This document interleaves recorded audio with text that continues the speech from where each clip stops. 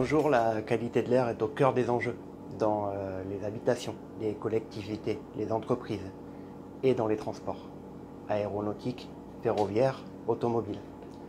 Tout matériau, en vieillissant, émet des composés organiques volatiles. Et c'est pour cela que nous allons les analyser, car il y a une incidence sur la santé des usagers. L'enceinte WC 1000 a été ouverte, donc vous voyez ici en fait le caisson qui fait 1 mètre cube, dans lequel nous allons disposer des échantillons, le plus souvent par fonction. Par exemple, fonction planche de bord, fonction tapis de sol, en ce qui concerne les matériaux d'habitacle automobile. Alors, une fois que nous avons placé les échantillons à l'intérieur, ils sont exposés à une température et une humidité recommandées par les méthodes.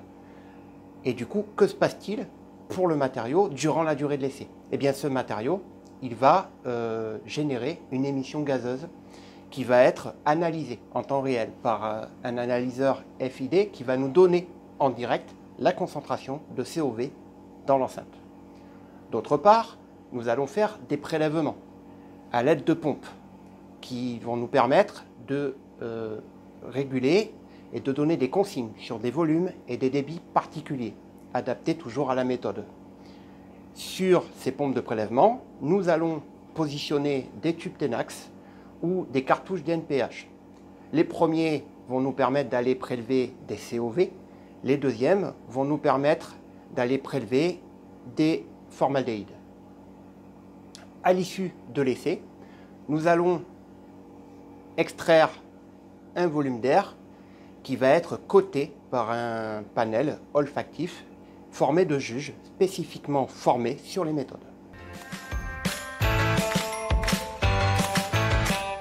Les contraintes par rapport à ces essais sont multiples. Elles sont au nombre de 4.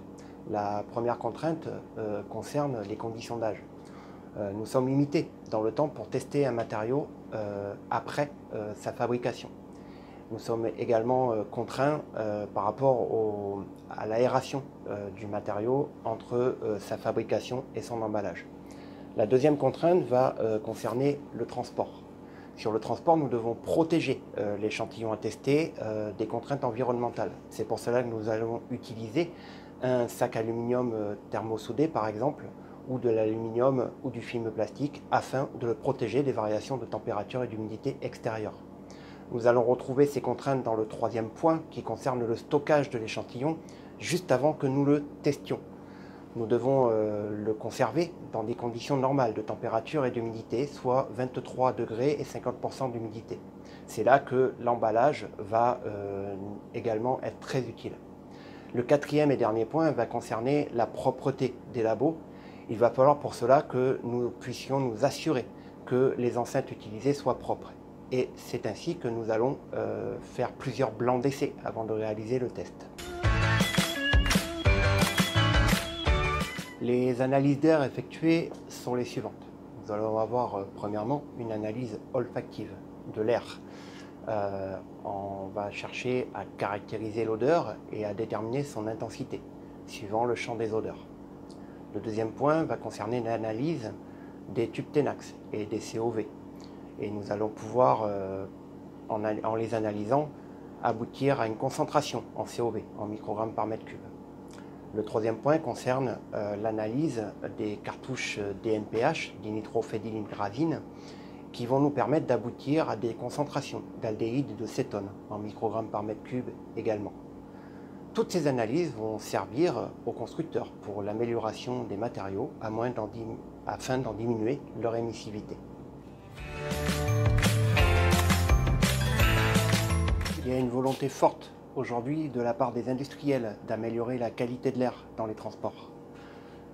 Nous utilisons des moyens d'essai standards afin de tester les matériaux. Cependant, nous allons pouvoir nous appuyer sur de nouvelles technologies, telles que par exemple la microchambre, qui va nous permettre une analyse beaucoup plus poussée des matériaux et à l'issue des essais, une comparaison beaucoup plus rapide des matériaux.